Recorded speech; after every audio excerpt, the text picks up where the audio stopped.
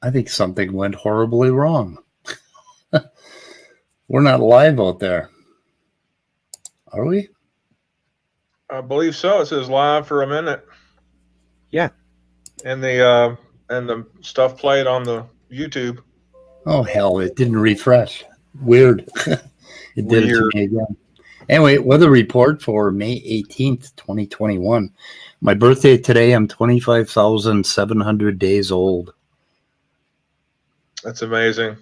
And I'm probably not going to make 720. How'd you make it this far? I don't know. I'm probably not going to make 720. I doubt it. We talked about that. Forever. We talked about it.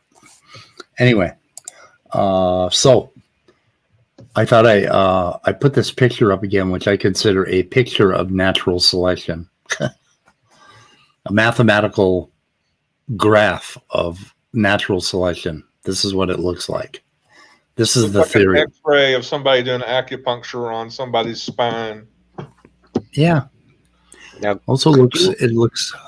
I have a question. Could you take that, like, if you look at that picture and all those little points, like, let's say on the bottom, and you say, okay, we can figure out like that one little point right there. And then it might take 5 years to figure out that little point right there. And then another 5 years to figure out. And that's how long it could take to figure all that out and to map it out and to come up with the equations or whatever, right? I mean, truly, that's what it could be, right? Yeah, by the time you did that, all of those points on the bottom and the top would have changed. Yeah, that too. The environment's going to change, so. That's right, yeah. Anyway. So, I'm not going to keep track of the chat. The hell with the chat. What I am going to keep track of is, so evident, what is it? I keep forgetting their name. Dorkoff and Doofus show last night did part 2 of that paper. Uh-huh. And you guys know about that, right? Yes. Nerds yeah, that Brady paper. Yeah, the Dorkoff and Doofus show. And I haven't listened to it. I listened to the first 10 minutes or so, and there were a few things already in there. Let's see here, share. It's quite ironic. Brady, in that 1979 paper, concluded that natural selection was not tautological. Yeah. But he did find a weakness with the other problem of testability, or I guess falsifiability. Yep. Yeah, he was kind of talking about the same thing as we were talking about last night, in a way, right? Right. And yeah, very closely. So let's see if I can make sure things are turned back on. And I think I shared, and let's see what he's got to say at 103. I don't know why I clipped 103, but let's see. Pointing it out, I was voted recently. Oh, yeah, I know why I clipped it. He is so proud of this. It's just amazing. He's the number one YouTube creationist by a panel of evolutionists. So, Echo. Oh, I'm getting it. Oh, shit. Echo. There's so many moving parts on this show that it's really hard to get them all the buttons pushed at the same time. Okay. So, how bad was the echo? Pretty bad? Shy about pointing it out, I was voted recently as the number one YouTube creationist by a panel of evolutionists. Yay. So I'd like to hold true to that title and deliver some of the best. Whatever. Okay. So I just got a few clips. The show I voted him as the worst, so. But nobody seems to understand why I did that. Nobody agrees with me. Okay, so I got another clip. I am kind of in a weird position because, like, I go to church on Sunday and I, read my Bible and I pray, and then I go to graduate school and I get teachers telling me that everything I just read is absolute hooey. Okay, so Dorkoff is claiming that when he goes to graduate school for biology, all of his teachers tell him that things that he read in the Bible are false. Anybody see a problem here? Yeah, I would. So what does that mean? Does that mean he's bringing his Bibles or his Bible study into class and trying to present that? Or Well, no, he points out early on here that if he did that, he wouldn't be able to graduate. So. Yeah. So, but he's saying that it directly contradicts the Bible, and I wonder if why don't these people understand that most Christians do not feel that way? I don't get it. Yeah. These guys are a special breed, that's for sure. Well, especially Emery, like he's a special breed for sure. You mean Dorkoff? Yeah, Dorkoff. Sorry, yep. Sorry. Yeah. So it's kind of a weird position, and and I'll just be honest, like if you aren't in a church and you aren't reading your Bible, you will not survive. Like it's easier online because you don't have the day-to-day grind interactions where you just little. I don't know. Anyway, another clip. They don't want. It is a purely secular religion as well as being a scientific paradigm. And so because they've twined the two together, they don't want anyone who's there who does not agree with their religious faith. It's a very authoritarian religion. You must agree or else. Well, the one that I'll tell you that when I got into the ID and creation community, I was isolated for 2 years. And again, the sad thing is my church gave no support. They were part of the problem, unfortunately, that didn't talk about it. And I've done polls. I said, okay, when was the last time your pastor talked about intelligent design, creationism, or Noah's flood? And it's pretty shocking. Some of the responses I got from once in 40 years or zero on Noah's flood. And there are a variety of reasons for that, but that's it's still a problem. I'm not going to try today to point too many fingers, but it is a problem. Okay, so Doofus thinks that it's a problem that they don't try to teach you creationism in church, or they don't pick on the theory of evolution in church. I see a problem with that because Doofus, they're supposed to be teaching the Bible. That's what they're doing. And right. I don't know what to say about that, but yeah, I think they're doing what they're supposed to be doing, but apparently you don't like it. They're teaching you the Bible or teaching everybody else the Bible. Yeah, I think Doofus has had trouble with a couple churches and he's been asked to shut up. I think he mentioned that in a few of his broadcasts because he's trying to bring this whole evolution controversy into a lot of churches where it's like, come on, dude. We don't want that here. We don't need that here. It's just plus, not everybody has the same singular purpose as he does, and so you approach a staff member at a church or whatever, or a pastor, and you go, I want this pet topic of mine to be covered more. But then you have somebody else who says, I want to cover personal finances more from a biblical view, or what about relationships? What about dating? What about this or that? What about grieving? What about if you've been through a divorce? How are you going to do that? And so it begins to be a matter of resources.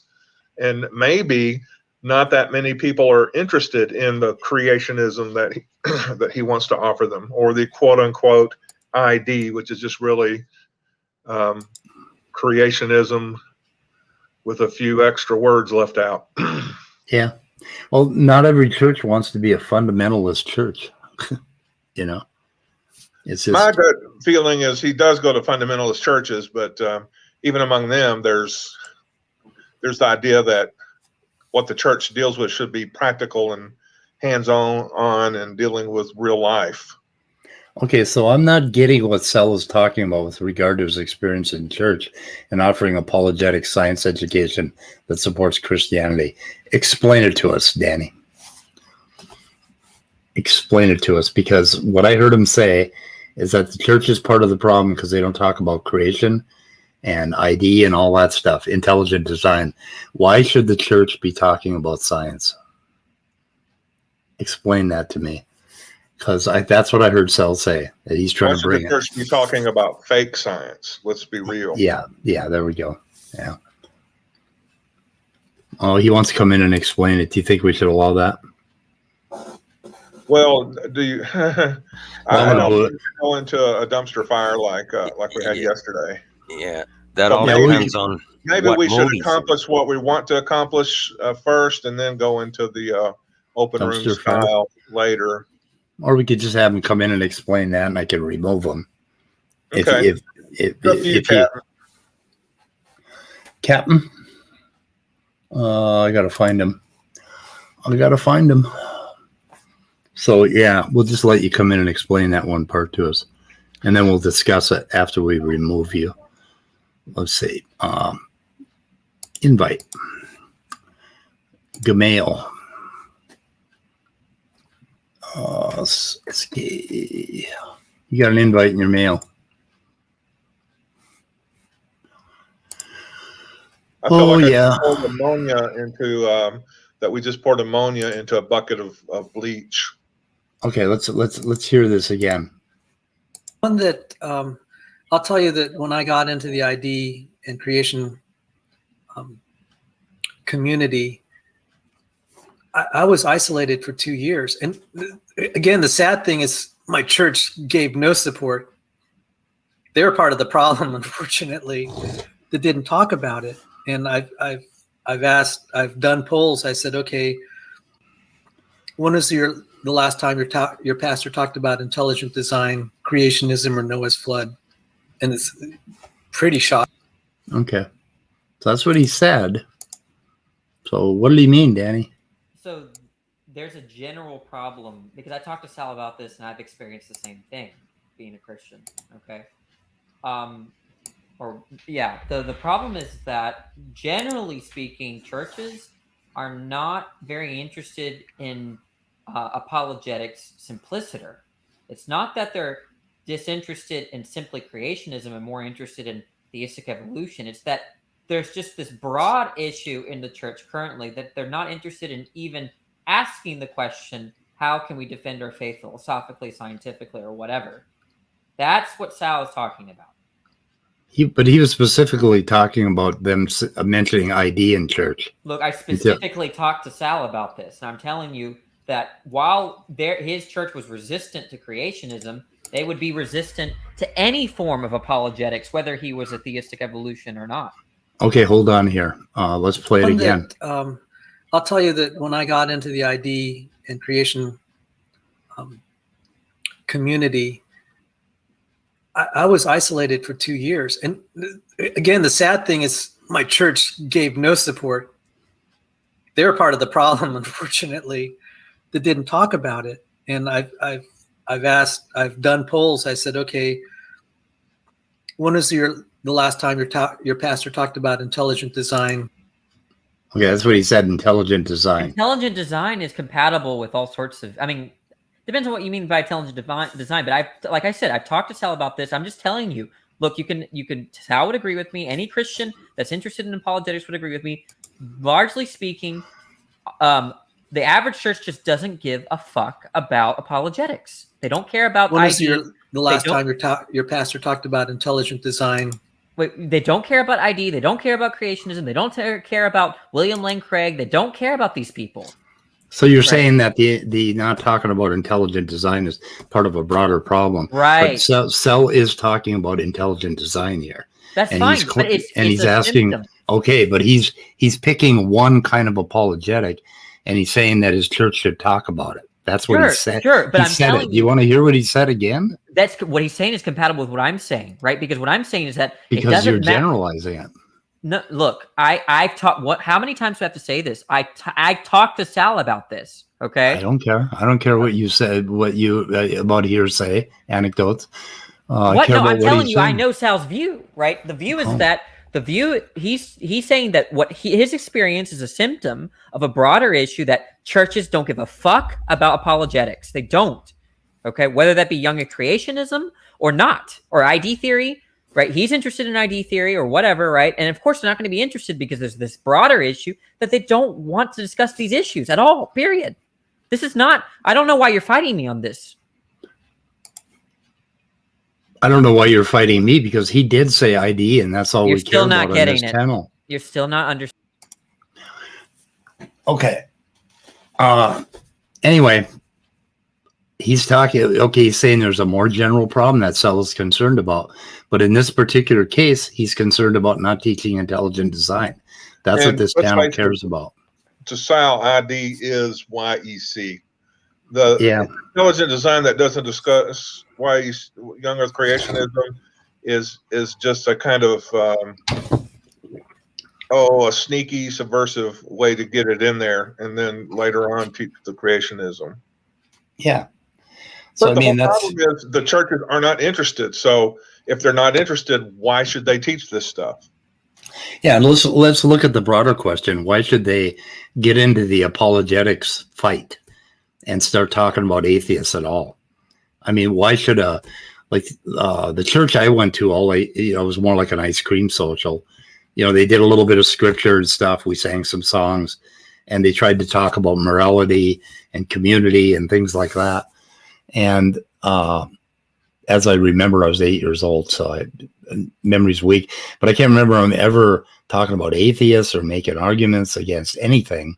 So why should they be involved in apologetics at all? So going to your broader concern, Danny, bring you back in. Tell us why they should be concerned about apologetics.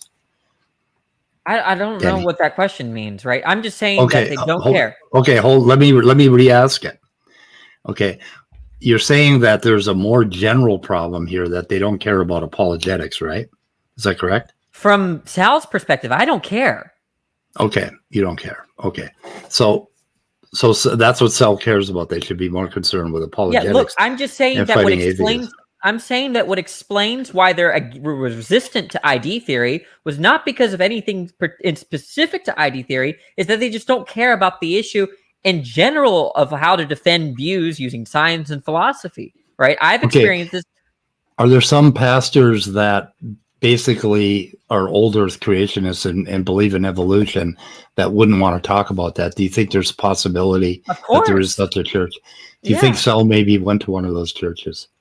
Maybe I don't, but look, I'm just telling you that generally speaking, churches are not very interested in any form of apologetics. So if you're just taking an average church, if you ask them if they were to be disinterested in your apologetic plan, right, it's usually because they're just not interested in apologetics in general. Really mature thumbnail. Don't you think that, like, as a pastor or as any church, wouldn't their concern be also, if they started teaching this stuff, that they could actually convert some of their congregation? No, it's actually, look, right? It's complicated. Look, I know a lot of these circles. I'll give you a lot of the mentality is that a lot of people think that it's not arguments that that bring people to God. It's the Holy Spirit. There's that mentality is really ingrained, especially in the evangelical charismatic circles, right? That it's not about arguing people into Christ. They have to have a change of heart. Then the Holy Spirit can only do that, right? It's a complicated. It's not. I know I'm giving a generalization, but at the same time, it's not a monolith of views, right? And I think that Sal and I would definitely agree on what I'm saying here, right? Okay, I have a broader question, a philosophical question for you, Danny. Why do you fucking argue with me on every little minor point that I bring up? Because I have a reason to, and that I guess it's just enjoyable. Oh, okay. Okay. Well, yeah, thank you. That makes sense. That's a good answer. Okay. Oh my God. Okay. I'm just checking a text message. Okay, so anyway, I'm done with. I thought there was one more clip. Nancy Piercy. Nancy Piercy. Oh no, I clipped that because I wanted to. I don't know who Nancy Piercy is. Do you guys know? Where did we? We found a Never huge, heard of her. yeah, we found a huge group of creationists on. I think it was ICR, Institute for Creation Research. Is that ICR? See if she's in there. Boy, there's a lot of them. Found like 100 of them. And we found out that their fucking AIG makes $100 million a year. And I think they reported a profit of 20 million or something. And the other one, Creation Institute, makes like 18 million a year. We're in the wrong business, guys. Yeah. Indeed. Yep. We're in the Danny, I wrong have a business. question. Can I ask a question to Danny? So, Yeah. Danny, when you come in and like present these arguments, would it be a good comparison to, like, let's say, like an athlete that comes and that goes and does like workout? You Yes. just basically right.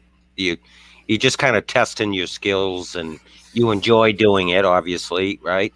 Yes. So it would be that way, right? Okay. You're right. No, I figured it. I mean, do you think there's any I mean, I guess there's value because you're basically working out, right? Yeah, I've said this before. I think a few months ago, didn't I tell Speed I come here for entertaining myself? I think I said that, right? Yeah, Yeah. I think you did. Yep. Yeah, I don't come here because I want to like, oh, the truth matters. I actually don't give a fuck about the truth, right? It just so happens to be a collateral damage that I come to what I take to be true things, right? Yep. So do you think, like, and also, most people notice, you're in different moods on different days, right? Some days you come in and you're full of fire and, you really want to present arguments or, argue versus other days. I always want to argue. So look, I always in the mood to argue. There are some Yeah. There's some days where I just like, let me just give them a break. Okay. Yeah. Yeah. I could argue. The longest I've ever argued on a stream is 16 hours. I lost my voice. Okay. Yeah. Yeah. This is addicting to me. This Yeah.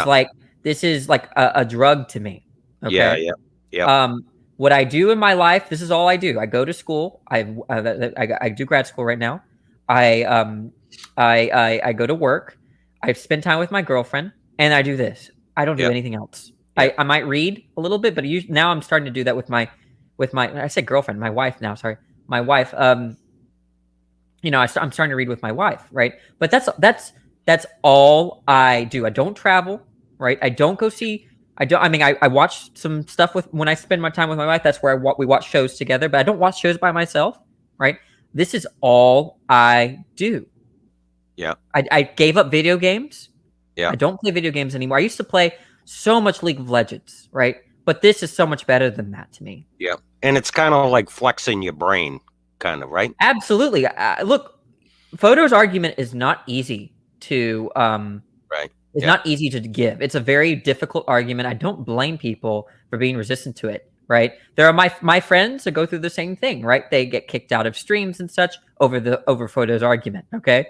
Now, given that, it's a very difficult argument to articulate. So, if anything, y'all are benefiting me by giving me ways of thinking about the argument / explaining the argument. It's not easy. It's not like explaining like the problem of evil. Problem of evil, I think, is pretty straightforward to me.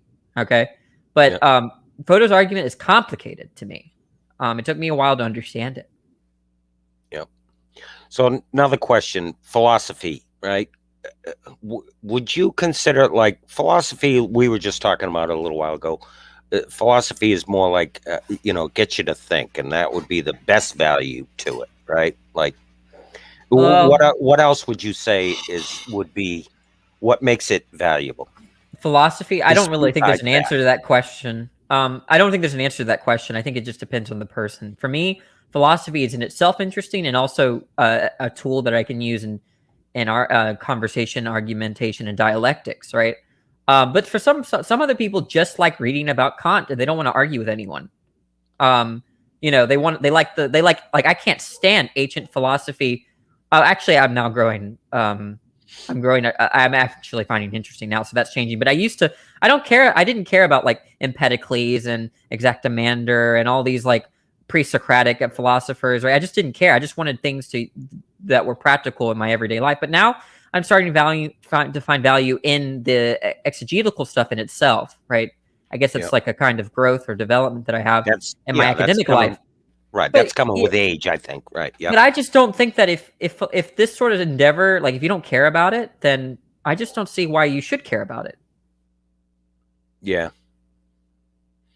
I don't know, like we talked about it. I mean, you know, being a part of this community, you know, you hear probably hundreds of philosophical arguments, and the way I see it, it just always seems to go around and around and around, and then after 2 hours or 3 hours or whatever it may be, it's at the end of it, you stop and think, okay, where the hell did I get? Okay, Well, my deconversion was complicated, but I will say that I am now very comfortable in my atheism only because of philosophy. Yeah. So it did wonders in my life. Other people, I mean, it could be just what you're describing. It's a bunch of circles. But for me, yeah. When I really thought, and when people gave me arguments for problem of evil and other things that's wrong with theism, I feel liberated in the sense that I'm not worried about dying in a week and going to hell. I'm just not worried about it anymore. Why? Because I just find the concept of that sort of God unintelligible now, given philosophical considerations. Now, a lot of people are not like me, right? But maybe someone like you feel just fine about dying maybe in a few years. I don't know how old you are. And it's not because of like the same philosophical considerations I've given, right? Probably. Maybe I don't know. I could be wrong. But the point is that in my life, it's benefited me in a way where I can live free from fear, from things like hell. See, that right there is very hard for me to relate or comprehend, because I've never been that way. I've been an atheist my entire life. I've never had that fear. So while I can understand what you're saying, but I can't really truly understand it because I've never experienced it. So that makes it difficult. And that's what makes it kind of difficult for me. You know, I try to understand all the other creationists and all the different, you have every walk of life in this community, right? So, and you try to understand. You don't want to be judgmental or anything like that, but it's when you don't have those experiences, it's really hard to comprehend it all. Comprehend what they're feeling or how they think, or like talking to aliens. It's just a totally different experience. Actually, in some of these critiques of Fodor's argument, they suggested that Fodor and the other guy, F and P, they call him, basically had a different mindset. Even though they said they were atheists, they have a different mindset. And I've said the same thing about you, Danny. I don't quite understand your mindset at all.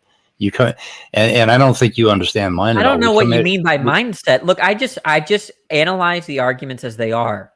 Okay, I don't know. You kind of interrupted me. Okay, basically, you have a way of thinking that is very, very foreign to my way of thinking, and as mine is to yours. And until you understand that, we probably aren't going to get along very well. Well, without sniping at you, the point is that I analyze everything in terms of entailments.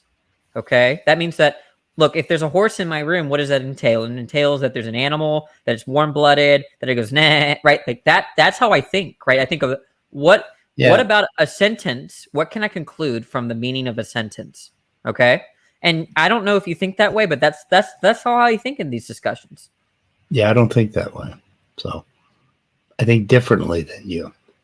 That's the important point. But I don't understand what, I figured that out when I run into that little kerfuffle the other night on Amy's channel, that there's a whole huge section of like post-traumatic stress from Christianity that I have no idea what they're experiencing, and Well, I want to to be fair, understand it. To be fair, I think while I was really irritated at you, but for a completely different reason, Right. I don't, Oz, I don't think that, I don't know what's going on there. That was bizarre. That's all I'm going to say about it. Yeah, I don't want to say anything negative about Oz. He was going through something, and I compared it to me being triggered by what Maddox said about gun control, and you saw how I reacted. I mean, I came in raging, right? I did the same thing. So I have a whole experience set that I don't think any of you fuckers know about. When you lose a kid to murder, you have a very, very, and then when I went and talked to people that had similar loss, it felt like I had arrived back on my planet, like all of a sudden these people can understand me. So I understand that I do not understand Christians that were raised in these, particularly Christians that were raised in these fundamentalist, environments. I have no idea what it's like to have grown up with that, right? Yeah, but to me, that's all like, I think it's important on a psychological level, but it's not important on a philosophical, conceptual level, right? It doesn't matter how you feel about the meaning of omnipotence if it entails a triviality or contradiction. It just doesn't matter, right? So I just think that that's how I think. I don't think in terms of people's psychology or intuitions. Only that I might consider that if I'm deciding on a particular approach. Like there are some Christians that are very open about all sorts of various objections, and there's some Christians that are not, and that might change the way I approach the discussion. But in terms of what it means, let's say what omnipotence entails, like to say that something's omnipotent, it just doesn't matter what your experiences are. Yeah.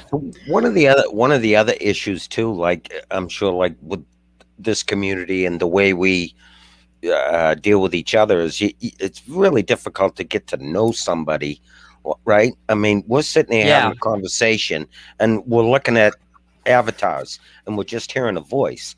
I mean, in order for you to really get to know somebody and understand somebody, you really need to be in person speaking, and having that type of a relationship versus what we have here. So you're limited on what you're going to be able to do, right, in this circumstance.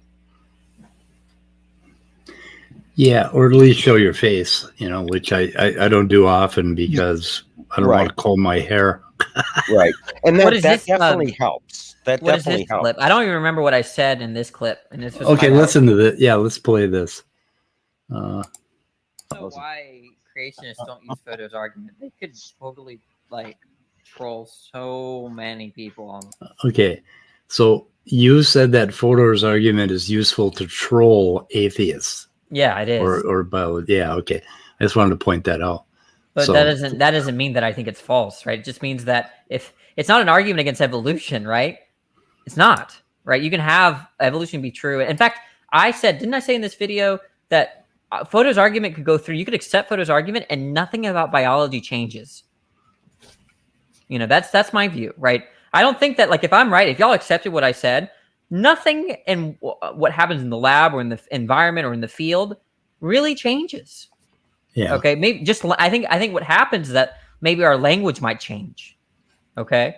But I don't really, I don't think it's a problem for naturalism or evolution.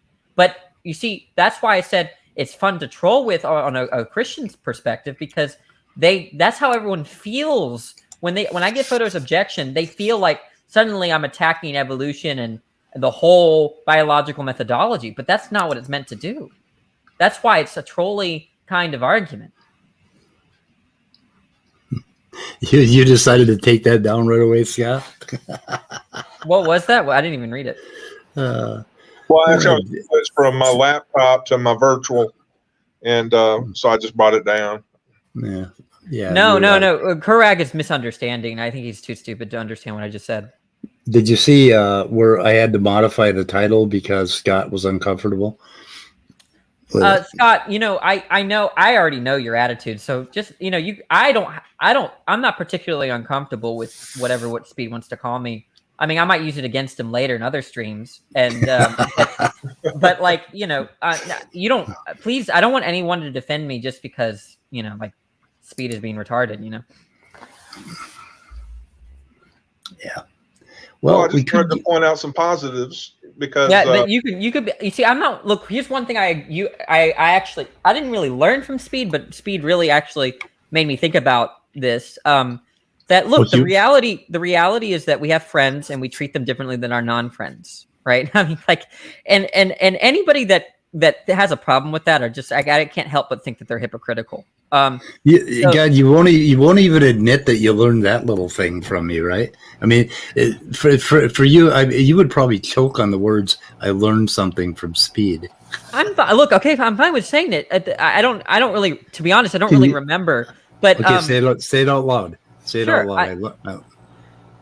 Creation myths. I don't just snipe from the chat and then run away like a little girl. Okay, that's much worse than calling people stupid, retarded, or idiot.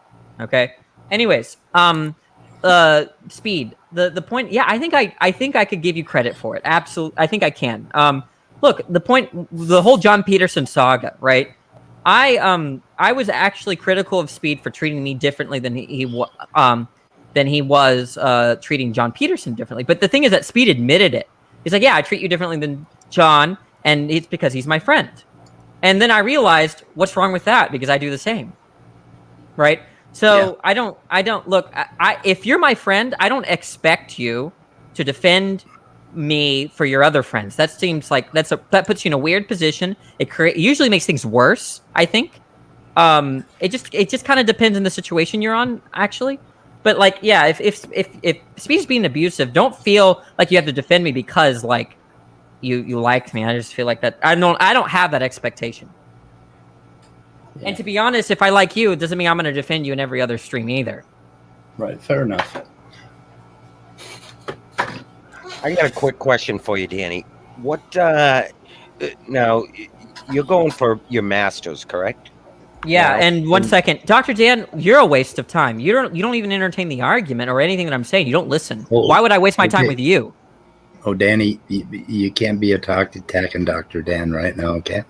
He's attacking me in the chat, so I'm just going to say you're a waste of time. No, okay, attack him back in the chat. Don't attack him. Don't deal with him. It's just a keyboard warrior, basically, at that point. Oh my gosh, is this Wolf? Yeah. Wolf. Oh wow, I haven't talked to you in a while. It's been years. Hi, Wolf. I think at least a couple of years, probably. How are you? I'm well. How about you? I heard you hooked up with that one girl that the violinist, I believe. Yeah. I'm married to her now. Oh, that's nice. Yeah. How are you doing? Pretty good. About to start working a couple of weeks up. I wish you all the happiness with that chick. Appreciate it, Wolf. Okay.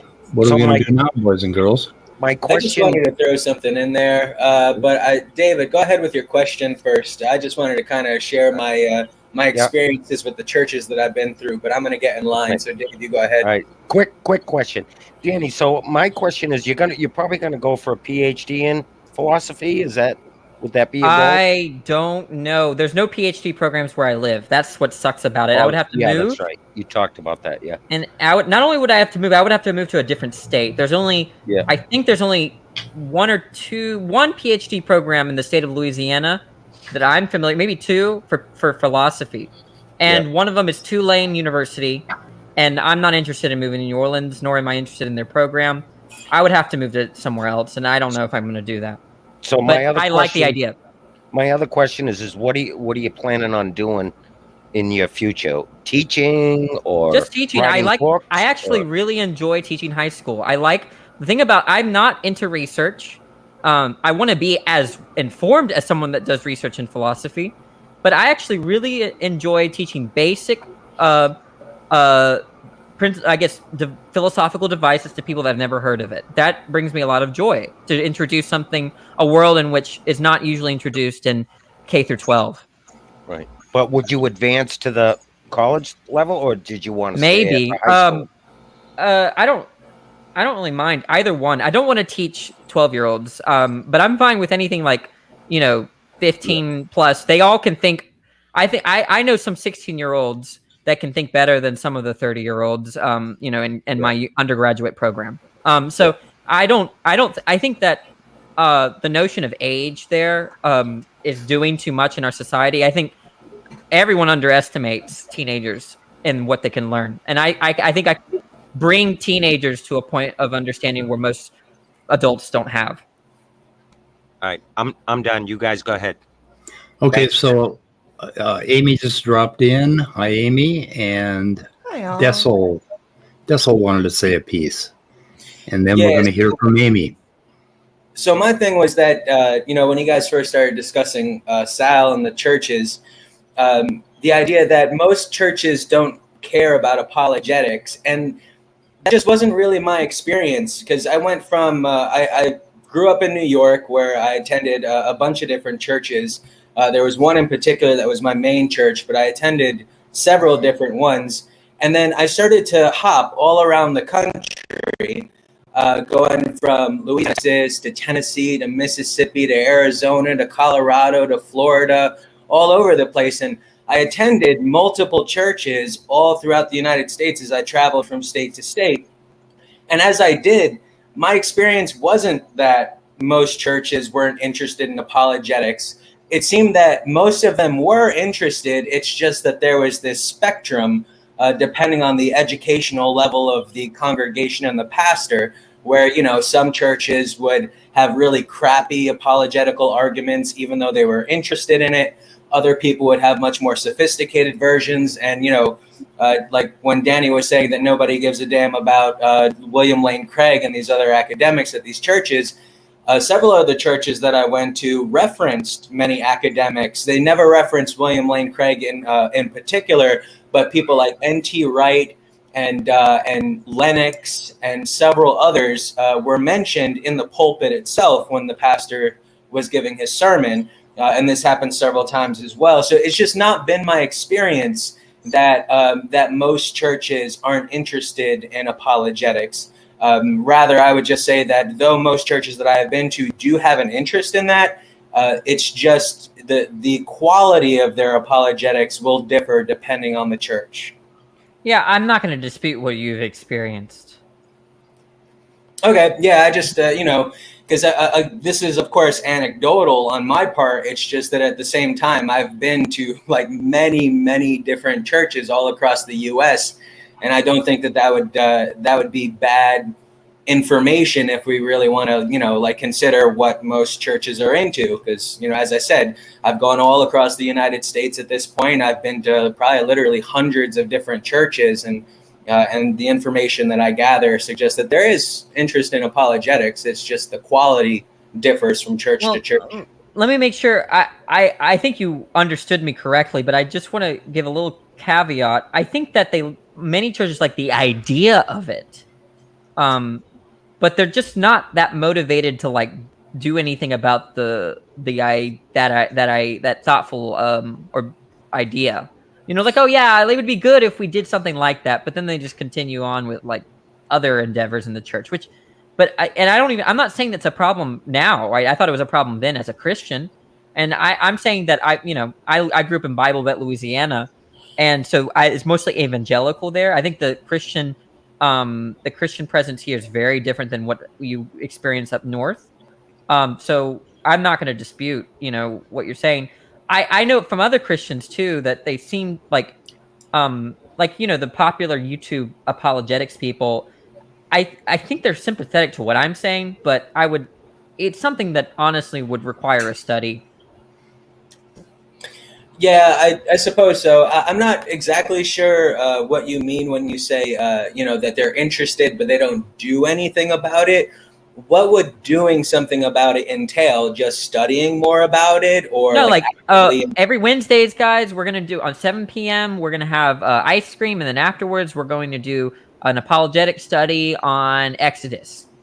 That's that kind of thing, that kind of organization. Sure, I can sympathize with that a little bit more, because definitely at a bunch of the churches that I've been to, whether or not there was going to be some kind of defenders class was up in the air. I did see that a lot, though. My church did have it, but we had to pull teeth for it. It was, and And I think that's what Sal wanted to do. He wanted to do something like that, where you had like a defenders thing for ID and like talking about science and all that stuff. But I'm just saying that I had difficulty as a student. I was a teenager, okay, and I was really interested in apologetics. And my youth pastors just were not, but when I approached them about it, they're like, yeah, great idea. We'll talk more about it. And every time I approached them, it was like the same kind of answer. Yeah, I was in a very similar experience as you, because my experience as a Christian was as a younger teenager, and but my experience was just different in the sense that I did have a youth pastor that was a presuppositionalist kind of apologist, more in line with the Reformed tradition. He was non-denominational evangelical, but he still kind of gravitated toward that kind of apologetic. And following that, though, like a church in Greenville, New York, was run by who also turned out to be my former philosophy professor, Pastor Atwa Teo, who is extremely into apologetics. And then the head church that I went to, Pastor Jerome, he was also into apologetics. But again, it's kind of like that whole spectrum that I was talking about, because you had somebody like Chris, my youth pastor, who was into presuppositionalism and had a certain level of sophistication to him. And then even higher up, perhaps, would have been Atwa Teo. And then all the way down at the bottom is Pastor Jerome, who's using like Jack Chick tracks in order to like push apologetics. Oh my God. I'm gonna paint a narrative here, and I want anyone please interrupt me if you don't, because this is how I see it. Right, in the 90s and maybe a little bit before, Christianity was really successful, especially the evangelical kind. Right, and then how I see it is that there was a reaction to it. This we had the Hitchens and the the Four Horsemen, and maybe a movement, quote unquote, new atheism, and then I think that what that's done is brought about a sort of apologetics boom. Right now, this was not present. I don't think 20 years ago, as I recall. Yeah, and I think YouTube and other things have actually like kind of brought up the discussion to an extent where it just wasn't present in the 2000s. Right, where that's when I was like most serious about apologetics and younger creationism and stuff. So I think that I could be wrong in how the church is right now, because I haven't been part of the church for at least 5 or 6 years. Okay. But I'm speaking with respect to my experiences in the late 2000s. And they were ones in which new atheism was, or, the Four Horsemen, kind of Richard Dawkins, that started getting popular around that time. Okay. And there was I just didn't get a sense that the church was doing very much about it at that time. Now, I could be wrong in my narrative, because I'm just kind of putting it together based on my background information. But I was wondering if anybody kind of sympathized with that narrative. I sympathize to an extent, because I would trace it a little further back, because you have, say, during the rise of neo-positivism in the early 20th century, you had this decline of religion.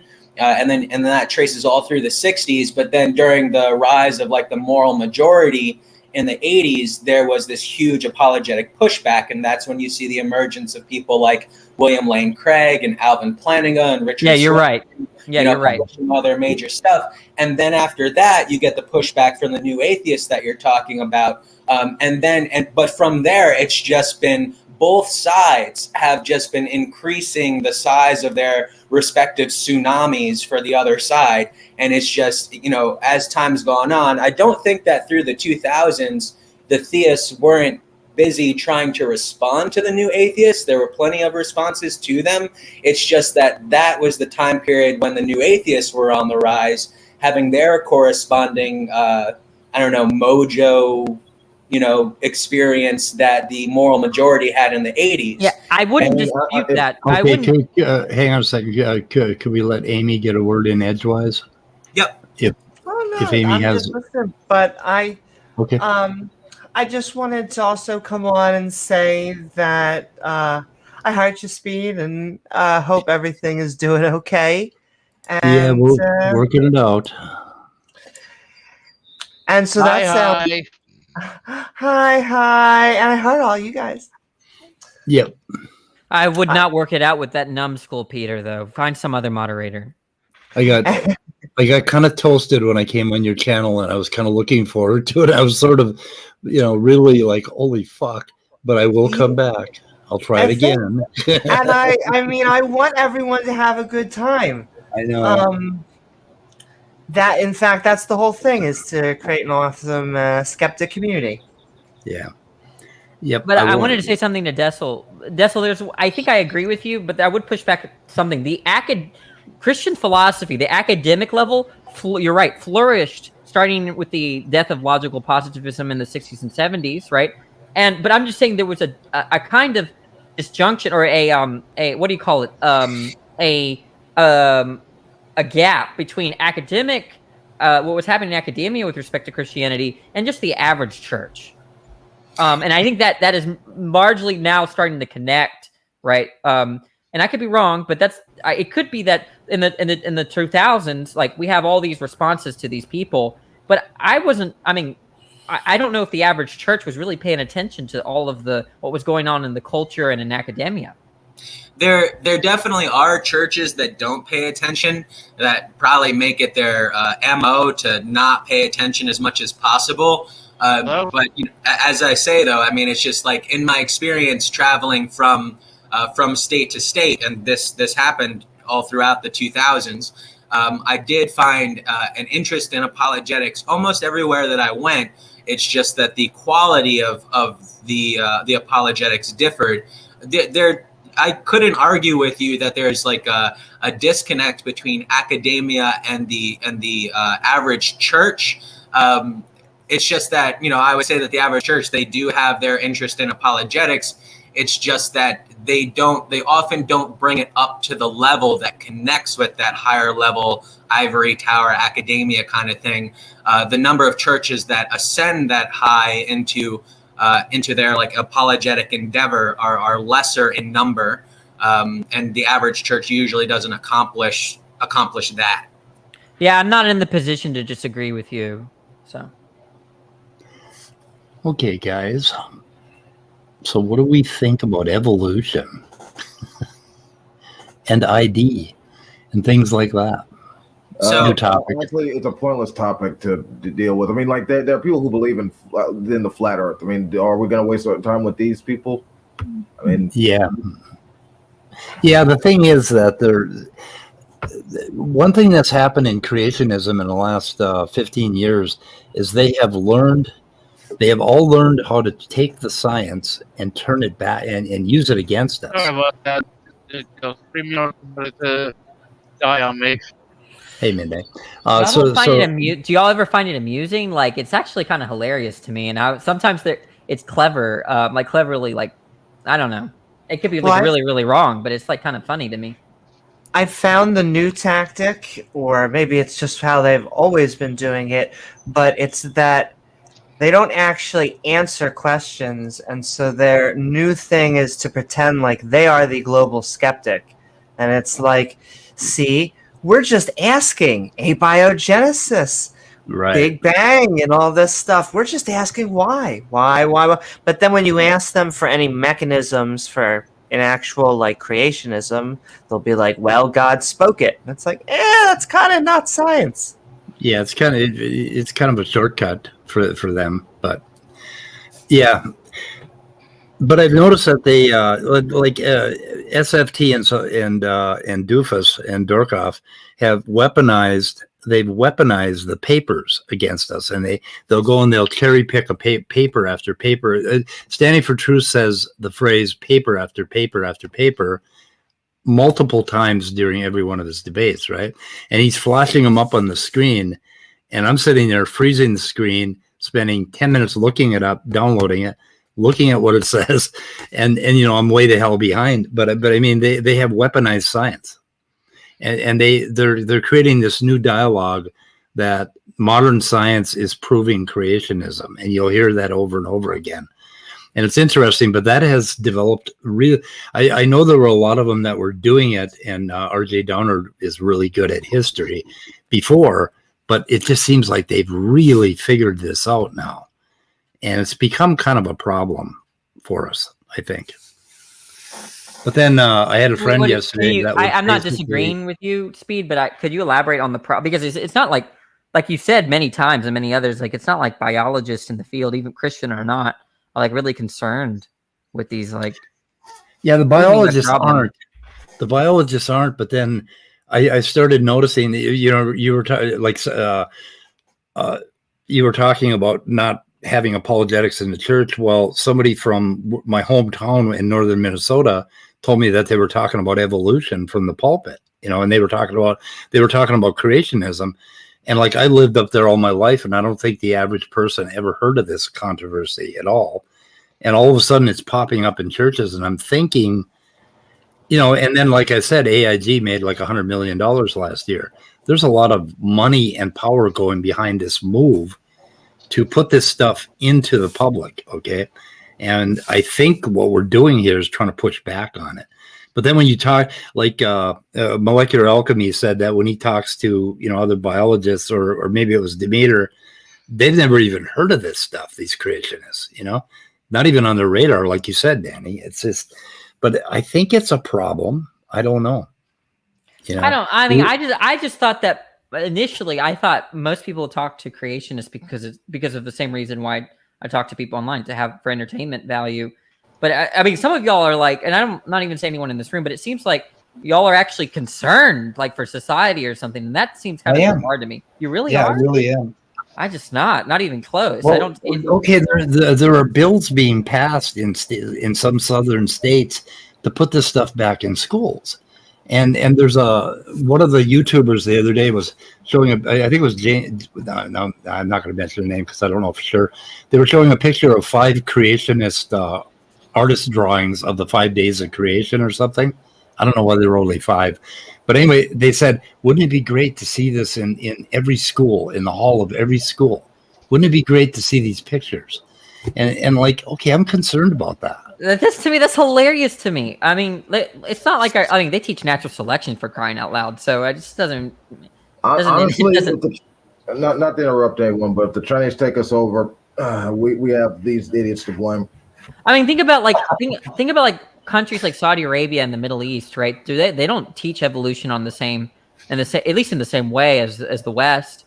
And I don't really think that they're like, are they really handicapped because of this? Like, I just don't. Well, when you have a society that is like literally executing people, or or mandating that certain laws have to be followed as a result of their religion, that has repercussions on human life. I don't think that's like. Wait, that's not explained by religion, though. That's the thing. But that is an expression of their religion through state power. Yeah, but it's not explained by any of these views. I'm sorry, what do you mean? Because I mean, like, where evolution would just be one aspect of it, though. So I mean, like, Do you think Islam, or like the violence in the Middle East, is explained, whether that be done on a international level or in a domestic level, like you were suggesting, is explained by a religion? Yeah. Oh, I just take the opposite view. I think it's other things. So I mean, like, if you were to make that argument that the violence is disassociated from religion, and you made that argument with respect to Christianity, I would agree with you, because I think that Christianity explicitly teaches that violence is no good. There are Christians that would disagree with that, and argue that you could get like just war theory and everything like that, and still be biblical. But I don't think that's true. I think if you look in the New Testament, it's pretty clear that violence is a no-go, but that's not true for Islam. But like they can just take a different interpretation. I guess, let me give you an analogy now. You're going to cry false equivalence, but I just want to make sure that you understand the disagreement. The way I look at the Middle East, right, is let's just analogize between Islam or religion to a baseball bat. Okay, now let's say we have a society in which beats people with baseball bats for pleasure. Do you think the baseball bat explains why there's all this violence? I would say that the baseball bat helps as a means to implement the violence. The violence itself is explained by appeal something to else. Ideology. I didn't dictate what this baseball hitting or this baseball violence, what kind of society. So let's just let's take the analogy then and kind of and put something in there that would represent the religion, which is is that you want to play baseball. You want to play baseball, and that's your religion. And you have this bat, and the religion dictates that you use the bat to hit everybody. And so you go around hitting everybody. Is religion part of the explanation for why you're hitting people with a baseball bat? Yes. No, I don't think so, because there are people that want to play baseball and they don't hit and they don't hurt other people. So sure, but my problem though with that is that with respect to those people, you know, and again, it depends on what religion we're talking about. But if there is something about the religion itself that preaches something about violence, and violence is another, again, just one aspect, because there's a broad range of cultural repercussions to adopting a religion. Not all of them have to do with violence. Other things would have to do with like oppressing people's lifestyles, things that people, I think, should be able to do if they should be free to do it if they wish to, and they're not allowed to do it in that society because of its religious grounds. Yeah, I want to make sure we understand we get the disagreement here. I'm not disputing that beliefs about God cause violence. I'm not disputing that. What I'm saying is that beliefs about, let's say, religious beliefs, like beliefs that God exists or whatever, can't explain violence. That's what I'm saying. So I'm fine with saying that belief in God can cause violence. I'm not fine with saying that belief in God can explain violence. There's a big difference for me. Okay. Okay, go ahead. So whoever said that, go ahead.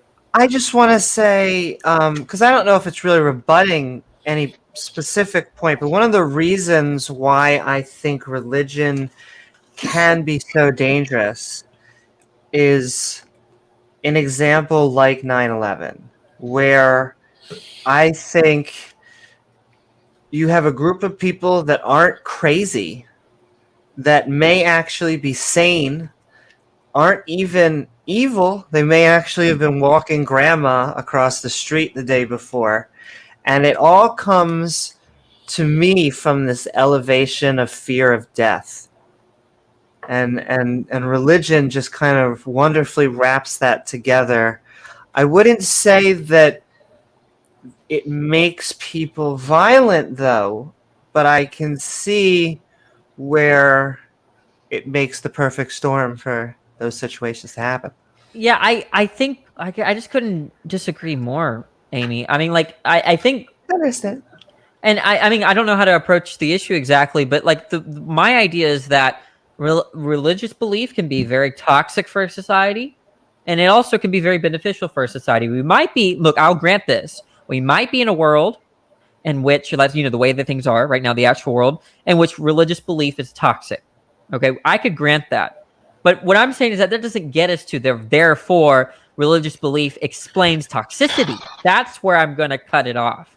Sure. And I mean, like, when you say that, I'm totally cool with the idea that there are other factors that will explain the emergence of what we're calling toxicity here.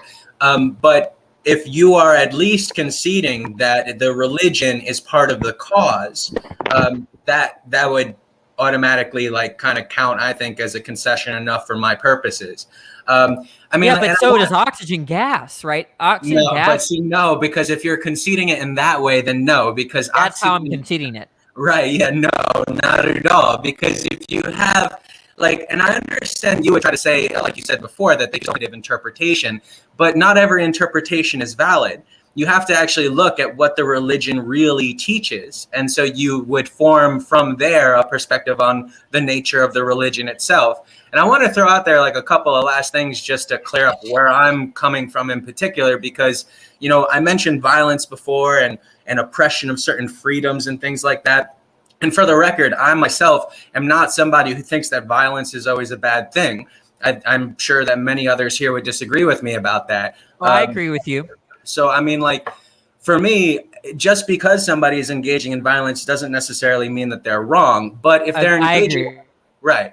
But if they're engaging in violence for a reason that's grounded in falsity, which to me would be the case insofar as any religion drives a person to become violent because they think that they have to engage in that in order to protect the integrity of the religion and the sovereignty of the religious culture, And insofar as they feel they have to do that, they are engaging in violence upon a false pretense, and that would be wrong in my eyes. But you see, that's weird that you're a Nietzsche. You're interested in Nietzsche because Nietzsche would just like not care, right? If it's the case that someone commits violence because of a falsity, but it brings about. I mean, he wouldn't say this particular, but it brings about because Nietzsche was vehemently against utilitarianism and consequentialism. But the point is that for Nietzsche, truth was not itself like a value in the sense that like Plato and Christianity propped up truth as a value. And so I think that if it's the case that someone commits violence out of a falsity of belief, but it actually brings about an outcome, a desirable outcome, I just don't care. But it seems like you'd push it back.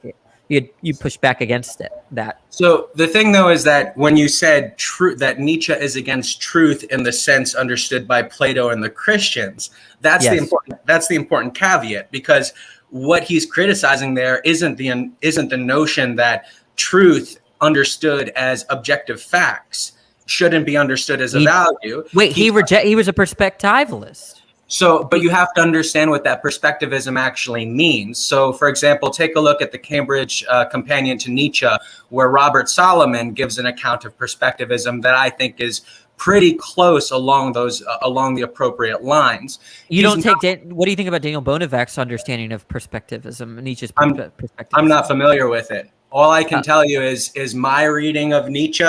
I've read a bunch of different commentators, and many of the times the perspectivism is just taken totally out of context. Nietzsche is not saying that truth shouldn't be considered a value. I agree with you there. Right. I didn't mean to say that. So basically, if it's the case that somebody is engaging in violence on account of a falsity, where falsity isn't understood in the sense that Nietzsche praises falsity, when he says that all is false, he prefers falsity, he prefers lies. What he's talking about there is the material world, because the Platonists and the Buddhists and everything like that, they consider the material world to be false, mere shadow, illusory, transient, not really real. That's when he says, I prefer the falsity, I prefer the lie, because he's just simply trying to stress there that he's about the physical world, not their eternalism, high in the sky, frankly, bullshit. That's what he's saying there. So if a person engages in violence predicated upon a falsity, in the sense, not in a Platonic or Christian sense, but in the sense that it's actually false, that could be a problem insofar as it leads to bad outcomes, like where the outcomes are basically bad for life. From Nietzsche's perspective, he wants to affirm life. And if you're going around killing people upon the basis of this false pretense, I don't think that's good for life. I think that Nietzsche would object to that. There's an open question there, right? There's just an open question there. I don't think it's so much an open question from Nietzsche's point of view, and it's not from mine either. I understand you have an interpretation of Nietzsche that I don't share. That was just to be an aside, but the overall point I was making is that I think someone's life could be better because they operate on a false belief. And that might include being violent, So the thing, though, is that I don't think, number one, that I want to grant your premise that their life could improve upon the basis of a falsity, understanding falsity in our sense. Like, all that really amounts to is self-deception. And again, this is going to come down to... I don't think so. Well, what do you mean? You are saying that they're accepting a falsity in their life. Well, they don't know. They don't take it to be a falsity. Okay, so I mean, regardless, though, they're at least mistaken about this. And so, I mean, your argument would have to come down to the idea that you could flourish in the world realistically by adopting a bunch of falsehoods in your life. Absolutely, I take that view. Right. Absolutely, I take that view. And that is something that we just can't share in common, because as far as it goes, if you are misled about life, then your priorities are all screwed up and you're going to be pursuing the wrong things that ultimately are not going to lead you to a proper flourishing in your life. I don't think that that's possible. Yeah, I haven't heard an argument for why I should revise my belief, but nor have I given you one. But I think that's an interesting, it just seems like truth as I understand it, and falsity as I understand it, don't generate the prediction of flourishment. I just don't. The meanings don't. So that means that's just to say that you could in principle, have a world where people believe all the wrong things about the world and have a very happy life, right? Because truth and falsity don't entail anything about happiness or flourishing. So with respect to the idea of happiness, and I'm not going to hog this with, I want other people to contribute too, but I do want to at least get this out there, which is that when you use that word happiness, that really needs to get fleshed out, because as far as it goes, from my perspective. Can I just define it really fast? Or do you want to continue? I don't mind. If I interrupt you and you want to finish, let me know. No problem. Go ahead. No, I just take what I mean by happiness is that everyone's desires are met. Okay, and I think that would end up yielding a problem, because as far as it goes, for me, and I don't think that this is something shared by you. I think that you're going to come from this at a totally different vantage point, but your desires for me are connected to the kind of creature that you are, the nature of you as a human being. And insofar as you're adopting all sorts of false premises about the nature of the world and correspondingly the nature of yourself, you can't possibly end up happy at the end of the day, because all of your priorities now are all oriented toward the fulfillment or establishment of these falsehoods that have no bearing on what actually leads to your happiness, which is to properly understand the true nature of yourself as an organism and to act appropriaptly. Before I respond, let me finish. Wait, this is the last thing. Okay, think about moving on. Okay, I'm going to wrap it up. I'm not going to contest anything you're saying. Is what you're saying related to Nietzsche's sort of like becoming what one is? Yes. Yeah. Okay. Yeah. Okay. I understand your position more. I mean, I vehemently reject it, but it'll be a good discussion for a time where people are actually interested in the topic. Sounds good. Okay. Anyway, so Red Fang, Brenda popped in. Anybody else? Dead air? Oh, I just posted something in your private chat. Okay. Since I can't post on your live chat, so. Oh, you don't have a wrench? Hell, no, I don't have a wrench, so that's why I just came in to show you that, and then I was gonna leave. Everybody has a wrench. You can get a wrench, man. Everybody has a wrench except Otangelo. And Otangelo and Danny. Oh, Danny doesn't have a wrench either. Danny should have a wrench. I haven't had one since I think 2 months. I don't know. Well, we like to boot you once in a while, but I'll give you a wrench. Where are you? Man? I don't see a comment. I mean, I'm indifferent. The only time I care about having a wrench is when I want to, post something, or if someone says the N-word in chat. That's the only time I'll ever use it. Okay, let me know. Let me know if either of those things occur. I'm gonna throw in one last thing about that, which is Danny. Danny, if you are interested in how I'm interpreting Nietzsche about truth and falsity, I'm absolutely interested. Yeah, check out the Antichrist right at the beginning, smack at the beginning, his preface concerning who he's writing to. There, he talks about truth in the way that we've been talking about it here as just a matter of objective fact. And you'll see how he really feels about it, understood from our context. Jessel, do you want to come to my channel sometime this month, maybe next month? And can we dedicate a whole stream to Nietzsche? Sure. I think that would be fascinating. I'm not, what I'm going to do though, is I've read one book on Nietzsche and I've read a couple papers, but I'm going to bring everything all the scholars I know, and you can bring all your scholars, and we can have a whole discussion about how to interpret Nietzsche.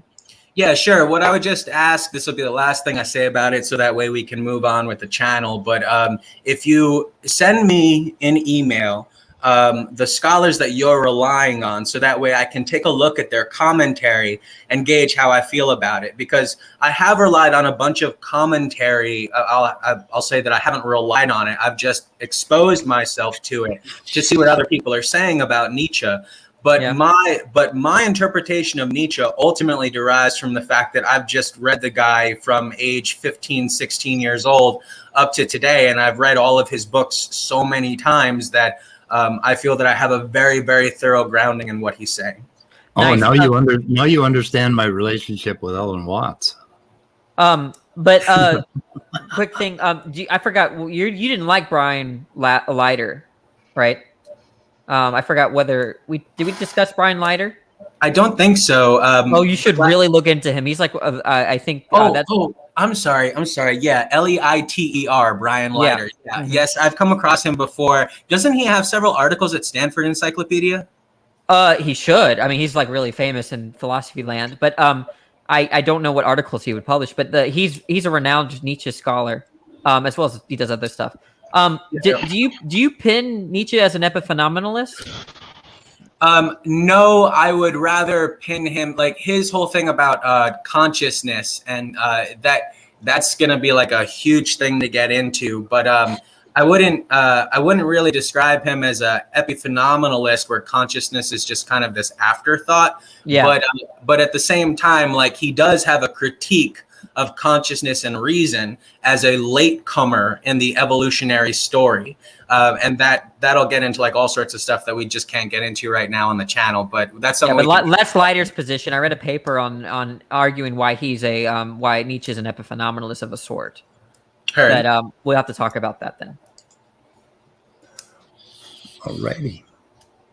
So, death toll of Christianity. That's just going to bring up the conversation again. I hate Nietzsche because of his evil wonder. What? I know that's German, but I just can't pronounce it. Say that one more time. I hate Nietzsche because of his ewig Wiederkunft. What? Yeah, I'm totally lost. Can you give me the English translation of that? Well, yeah, English Lena, for Christ's sake. For Christ's sake. I didn't like Nietzsche before I read him. Now I just think that he has a lot of golden nuggets. I don't think it's meant to be read in a way where like this is the coherent view of Nietzsche. Like this is like this whole. It's not like some kind of, I don't know, how do you put it? This whole perspective that I think of. That's not what I think. How I think of Nietzsche. I just think of him as having golden nuggets of reason and insight. Well, what I've always found interesting about Nietzsche is just a man's strength. Right? Just he went through a lot of pain. In his life, and that it really shows in his writing. Like I've only read so far. I've only read. He was like a bodybuilder or something. What? No. His strength. Tanya's talking about his quote unquote spiritual strength. I know. I'm messing. Yeah. And you know that's something. I guess I'm going to throw one more thing out there now because people are continue to run with it. But it's Speed's fault. So he's often, like, for example, if you take a look at Ludwig Mises, right, the Austrian economist, he criticizes Nietzsche in his book Human Action. And it's a very popular criticism that you'll see all around, that Nietzsche has this strongman philosophy, but he himself was a wimp who could never have lived up to his own standards. And that's pretty ridiculous when you consider how he actually lived his life, because not only did he serve in the military, but he also deployed. I think it was in the Franco-Prussian War, but I could have the wrong war there. But he was on the front as a medic. He eventually had an injury. He was a cavalry officer, and he fell off his horse.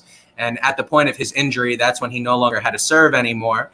But he was in the military, and he deployed. And after all of that, he still came back with this particular philosophy that he was affirming. So I see a lot of that in popular criticism of Nietzsche, that he himself was just this wuss that could have never lived up to the stringent philosophy. I disagree with that. I'm not saying you have this view, but I disagree with that view completely. Based on what I've read, you know what I mean? To me, he was just, I don't know. I lack the words. I'm not articulate, but you get the point. Okay. All right. Like, fuck Nietzsche. Let's get to evolution. It looks like Islamic countries are pretty mixed. Like a lot of them teach it, and if they don't teach it in the universities, it surprises me, because I think a lot of papers come out of that area. What share those statistics? Are they as bad as what is? I'm not very familiar with their education and with respect to science, like evolutionary stuff. I think the worst one was Was it Pakistan? Serbia? I can't remember. I was displaying them, and then let's see, what did I do with them? Council of Europe. The worst one. Okay, Turkey. Depends on who's in power. They go on and off. You know, they'll teach it for 4 years, and then they'll stop teaching it for 4 years. That's the most secular. That's one of the most secular Middle Eastern countries. That's not what So I'm interested in Saudi Arabia, Iran, Pakistan. Pakistan teaches it in universities. Okay, what about K through 12 though? About what? Well, I'm interested in K through 12. Well, in Pakistan, let's see. They just mentioned universities. They don't talk about K through 12. In let's see, Saudi Arabia is the worst one. Right. Yeah. They're the hardest on evolution. They teach creationism in the 6th grade textbook. That's and amazing. they're working with AIG or Institute for Creation Research, I think. I highlighted a bunch of stuff while you guys were talking. Did you ever think about that, Speed? Like that you have basically young earth creationism in these other countries to a degree that it's not even close to the United States. Yeah, but when they go to the university, I'm pretty sure they have got to be exposed to it. Otherwise, they wouldn't be able to read any textbooks. And I mean, if you're going to get a degree in biology, you're going to run into it if you're in another country. And I don't know, I don't know them, so I'm not entirely sure. I mean, this is where Dessel and I disagreed, and I understand without getting back into it. But this is my whole point. Dessel disagrees, is that it just seems inconsequential to me. But I mean, it's inconsequential as like not teaching calculus. Like if we taught, what's the pseudo form of math? I don't even know. Like there are no pseudo. I know. Hold on here, because look. Let's run with that for a second. You decide that you're not going to teach calculus anymore. Now, all of the things that you have with respect to modern industry and invention that rely on the use of the mathematics. Now, you've just totally thrown all of your future innovation out the window because you're not training people to. No, that doesn't follow. Of course it does. You're not giving people. I'm sorry. Let me just finish this. That you're not giving people the tools that they need in order to continue on into the future and innovate. You're attacking a straw man. I'm saying just in high school or something. Oh, okay. Well, I mean, like even so, because if that is a valuable tool for the purposes of innovation and development, then you want to be able to teach that like as soon as you possibly can. And if people want to pursue that later in college, they can. But at the same time, you want to at least give people that grounding. I think that's what K through 12 education is for, is to give them a grounding in all of the essential fields, and then they can decide when they become I'm against that, right? Like I'm just sort of I don't like the idea of forcing people to learn things. I don't really like the idea. I like the idea of people pursuing their academic interests, even on a minor level, like children and teenagers. So I can sympathize with that a little bit, but at the same time, I think that if there are certain things that as a society overall that would be good for you to know about in order to have like a proper broad ranging education, I could see the desire to include it into the curriculum. But I also agree with what you're saying in terms of like the idea of allowing a person to pursue what they're passionate about personally, in terms of their education, to let them develop along the lines that they want to. But I don't think that including a certain core curriculum at the beginning would be a hindrance. Actually, now that I think about it, calculus in most high schools it's not required. People take it optionally. No, it's not required. It's not required. So I'm fine with it was a bad example. Right. The point is that so that just proves my point that we have a lot of calculus classes in high schools, but every student in there is, at least in principle, not forced to take that course. And I myself, and sorry, I don't mean to interrupt you. I'm just going to say really quick that if it were my decision, I would actually include it in K through 12 curriculum. Okay, Orge. Hello. Hey. Can you hear me? You're pretty weak. Mm-hmm. And I've got you. Oh, I don't have you turned up. I'll turn you up. Oh, okay, good.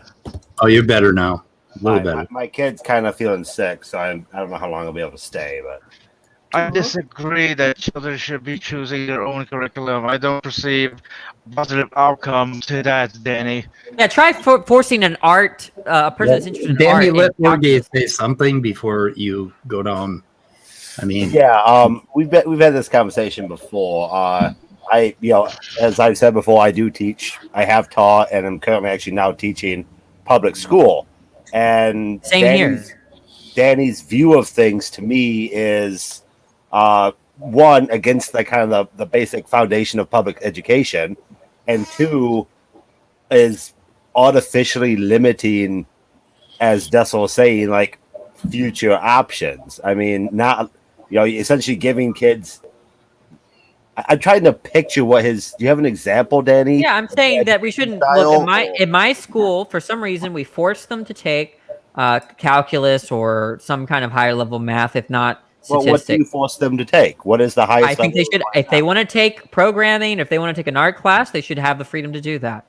Well, they're not forced to take a class, right? They're probably required to take so many credits in order to graduate. That's well, no, it's not just that. Certain credits they're forced to take four levels of math for some reason. I just think that I don't see why. I think that if a kid wants to go to a school and just wants to take art classes, I don't see a problem with that. Well, one would assume the math credits are based on how well they are at math, right? If your final math credit is geometry, another kid's credit is calculus, they've still taken full math credits, right? Am I not being understood? I'm saying they shouldn't. If a kid wants to ignore a STEM pathway, they should have the freedom to do so long as they choose a different pathway. When do they make this choice? I'm not too sure. Like, are you saying, like, at a freshman level, they should be? I don't know. I'm just saying the way it is right now, forcing kids to take English 1, English 2, English 3, English 4, Spanish 1, Spanish 2, 4 maths, 4 sciences, and then making everything whatever else, you can add, random electives. I think that's a very poor way to structure public education. I think there should be a lot of liberty, especially in the later part, like the teenager years and on, maybe a little bit before, in terms of what track path you want to go. I think STEM is worshipped like a religion in many of these schools, right? No, I'm not going to agree with that. Absolutely. Worshipped as a religion in schools is sports, not STEM. I agree with you. I agree with you there, all right? But I wasn't talking about, I agree with you there. My school has 12 coaches, and there's only just over a little 1K students, right? I ask my students, why are you in the school? And they say, for the sports, right? No, so I'm actually right there with you, but I'm not talking about, let's bracket that issue. I'm saying that this idea of, look, you are taking a STEM track path, whether you like it or not, is toxic. So, okay, Danny, you ran out of words.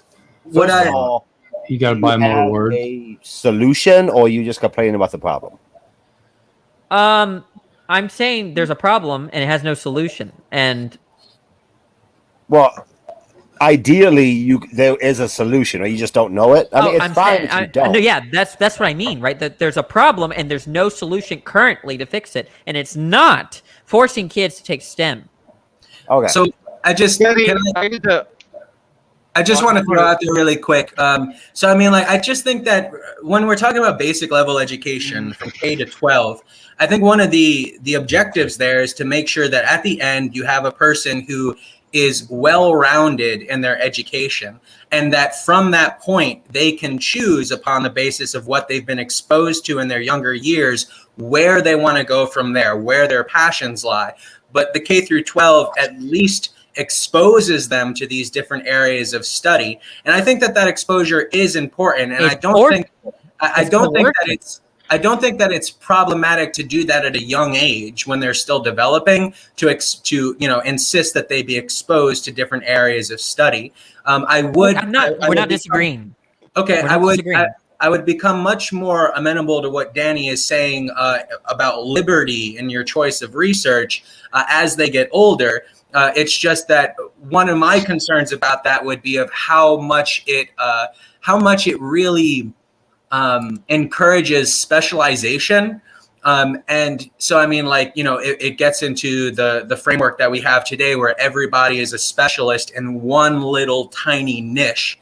And that serves a purpose. But at the same time, I think that it would be much improved if we were to go from this situation where we have a status quo of people becoming specialists in very particular niches and expanding on that, where now people can become specialists in multiple fields. And so if that was the case, then the K through 12 grounding becomes even more important than it already is. I'm scared that we're not disagreeing, but the only thing I would push back on that is this. Again, I don't understand why well-rounded is itself good. I think if you want to be well-rounded in your education, I think that should be chosen. Like, you should choose to be well-rounded. Now, I think what you may have meant by that is that kids need to be exposed to the pathways. They need to maybe try science before they say they don't want to do science. And I'm right there with you, but I just don't think. I think there's a way to do that in a less coercive setting, right? I think that's so. If I can go, Dessel, a few things I would say would be, first of all, I'm still not figuring out when kids are able to make this choice. I don't know the answer to that question. I think in college you're more reasonable, but at what point in high school, that's a tough one that needs to be solved on your end. Well, Secondly, no, it doesn't. No, that does not need to be solved on my end. Well, yeah, if you don't like a certain system, you need a replacement system. You can't just say no. Look, system. no. Look, if I say there's some point, Danny, let me finish my second point. Go ahead. Secondly, I think you're misrepresenting the importance at a basic level of STEM fields, regardless of what you do as an adult. If you want to be an artist, sure, but if you don't have concept of math beyond arithmetic, you may run into issues in life, percentages, stuff like that, taking out loans, understanding your bills, and even that basic level of mathematics is important throughout. Calculus, sure, we can have that conversation, but not something like second or third year of math. Everyone's going to find that beneficial uniformly. Biology, stuff like that, understanding the news. All these things have a grounding in your day-to-day life. Okay, so a lot of that are like, especially your second point. I don't see how that conflicts with what I'm saying. But to the first point, look, if I say that there's some point in which I need to save money, that can be true without me knowing exactly when or how much I should save. Okay, so this is all I'm saying. Okay, I'm just saying that there's a point in which I think there should be a lot more freedom than there is with respect to children choosing their futures and what they want to specialize in. And this idea of cramming STEM down their throats doesn't seem to be offering that many solutions. Hyperbole, like it's an argument there. You say cramming, but then when we respond with, well, it's an acceptable amount, you agree, and then go back to saying cramming. You can't have your cake and eat it too. You're going to have to repeat what you said. I didn't understand any of what you just said.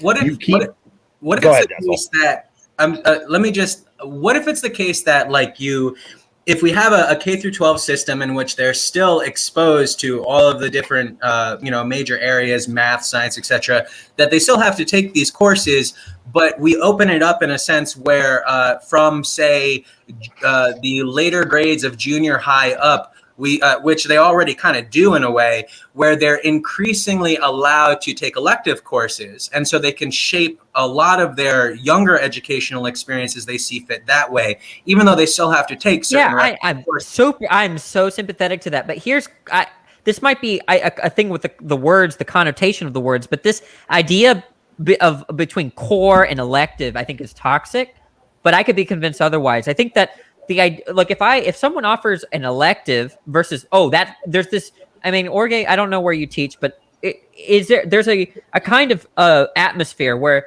the important classes are core classes and the electives are whatever, right? Like, I don't like that sentiment. I think we should get rid of the notion or the dichotomy between core and elective completely. Okay. That sounds like your argument, right? Core is required, elective is not. Therefore, core is more important. I can see where you would. I don't like, but that's not to say that there are. Hey guys, point of moderation. If anybody wants to actually get a word in here, let me know in private chat, like hand raise, or you can just tell me. You say, "Can I say something?" And then I'll, of course, right. No, I don't want to say anything. I'm just wondering if somebody else does. So. Yeah, I'm just saying that if I was talking to the people you were talking to anyway, because you're like way out of words. You owe me. You've got to send me some money for more words. Anyway. Well, if we want to change society, this is be a mix. I think there What? just needs to be a mix. I feel like you need to have a core set of courses that like science and English and math, and then I think we should also have philosophy, and I wish they taught graphic design in K through 12 and things like that and promoted that. But here's my problem, Danny, is how would you solve America has like a terrible STEM testing score problems as compared to other Western societies. How would making it an elective raise, other than eliminating people who can't do math, but then they would never learn math? No, first of all, Leo, no, that's not. Leo's probably misunderstanding me. I don't look. I think that you need that stuff for that. If you want to pursue physics, then. But look, Amy, this is what I'm kind of saying, I guess, right?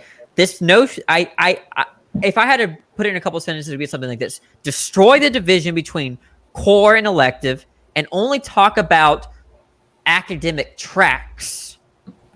Okay, so that if you take an academic track for STEM, everything in that track is core. If you take an academic, if you take a track for art and music, everything in that is core. Okay. I actually like that idea. So I just think that this runs into Orge's problem, right? About how, if you eliminate that distinction and you allow the student to run in whatever way they want to go, and that's not what I'm saying either. Okay. I'm saying, like, look, you tell a 12-year-old, look, here are the tracks you have. You can go in the art track. You can go in the physics track, the biology track, the overall STEM track, the liberal arts, the writing, creative writing, literature. There could be these tracks, and then you select one rather than go. The current system is such that you have these core. Everyone takes the core, and then you kind of choose to add your little sprinkles of electives, right? That I just don't like that, right? That's such a loss in purpose, right? The idea of a track. So, Danny, you're going rambling on here. Can I add something? Yeah. Isn't a 12-year-old way too young to make a decision like that, though? I don't think so. I do think so. So I'm kind of like on the fence on that one about whether or not a 12-year-old can take their own educational future into their hands. I think that they probably should have some freedom in that respect. My thing, though, is that, Danny, you said you weren't saying that, but then you said that we have these tracks, right? And if they want to pursue the physics track, they could pursue the physics track. If they want to pursue the art track, they could pursue the art track. But the thing about the core is that it provides them a broad range of things that are all necessary for their day-to-day life, like Orge was talking about. In terms of the mathematics, that from the way that it looks like you're setting it up, where they get to choose these tracks and neglect certain aspects that they don't find personally interesting, that in the future, in their day-to-day life, when they need certain aspects of mathematics, or to understand certain aspects of science with respect to, their job or whatever it is that they're doing, and they don't have that understanding because we didn't provide it to them in their younger age, and they were allowed to choose whatever the hell they wanted to pursue in terms of a track of education. And so I think that Orge is hitting on that problem there, that you need certain aspects of this in order to be a functional adult. And if we're allowing the child to choose at such a young age not to engage in those fields, we're kind of screwing up one of the purposes of their education. Look, okay, yeah, the reason why I disputed you in the first place is that in the sense that you're choosing a track, it's not like whatever you're taking, whatever the hell you want. Okay, and if it's the case that that arithmetic is necessary for art, then you do take an arithmetic class that's geared towards art. Okay. Now the point, there was another thing. You see, dang it. Does anybody want to say something? There was something else that you said. I have another point, Danny. A slightly different one. Logistical issue. How many different classes are you requiring here? You're just missing the force for the. I can please finish. Because as Cecil and I have been saying, math is kind of foundational of basically everything, right? If you want to go in an art class or a writing track, as you've been saying, you're still going to need some level of mathematics. And if you want to gear it towards individual students, are you going to need a math teacher where there's art algebra and writing algebra and graphic design algebra and physics algebra and chemistry algebra? I mean, no, there's a lot of ways to do this, and I'm not sure what the best way is, right? But the point is that none of what you're saying sort of forces, just because I don't know how to address that question doesn't mean that what I'm suggesting is problematic, right? I can just offer some ideas. Like, for instance, if you're saying that like art, right, might require math and geometry, so then it's not we shouldn't designate a geometry teacher. The art teacher should have a level of understanding of geometry to the extent that it helps them with their art, right? They don't need to go above and beyond, right? All teachers need to be. The art teacher needs to be good at how many things now? Look, a physics teacher has to be well versed in calculus, right? Because calculus is foundational to physics. Exactly. So I'm saying that rather than designated geometry teacher, you just shift what you need in art, so what you need, what kind of mathematics you need in art, incorporate into the class. Furthermore, there's a big difference in knowing calculus and teaching calculus. Big difference in knowing physics and teaching physics. Look, it's not. I don't see why this is a problem for me. You're right. The way that things are right now, teachers are too consumed with the fact that, oh, I teach English, nothing else. I teach biology, nothing else. Right? That's toxic in itself. What teachers say that? What are you talking about? Look, a biology teacher, I hear biology teachers saying, oh, I'm not a mathematician. I don't need to know any of that, right? All the time, okay? But then you're dealing with really bad biologists. I'm sorry. No, look, there's a problem with teacher education in general, okay? What do you mean? Well, like teacher education isn't the education that teachers receive to be a teacher, or teacher education in terms of the way that teachers teach? First one, former? I'm saying this, right? That here's what I'm saying. I'm a biology teacher, and we have to, and I'll admit, I'll own up to one of my flaws here. Okay, I'm a biology teacher. We have to do lab reports. Okay, now there's a way to do a lab report. There's a way to write lab reports. There's a way to be grammatical and all that stuff. But when I see them not being grammatical, using incorrect usages, basically English problems, I'm sometimes of the mindset that that's not my problem. Okay, that's the English teacher's problem. I'm saying that, like when you see mistakes. Yeah, like if I see a misspelling.